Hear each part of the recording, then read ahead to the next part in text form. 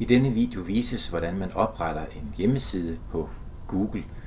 Og som man ser, så har vi menupunkterne heroppe, og der er altså en, der hedder Websites, og det vælger vi selvfølgelig.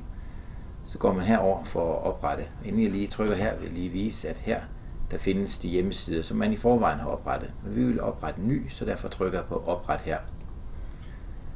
Og nu kan vi så vælge forskellige skabeloner. Vi vælger bare den tomme skabelon og bygger den selv op. Og jeg vælger en underside titel. Jeg skriver for eksempel test. Og så ser vi hernede, at der har vi hjemmesiden. Hele hjemmesideadressen, og vi ser, at undersiden her, den hedder test, og det er jo fordi, det er det, jeg har valgt her. Så vil den nemlig om et øjeblik tjekke, om det er muligt.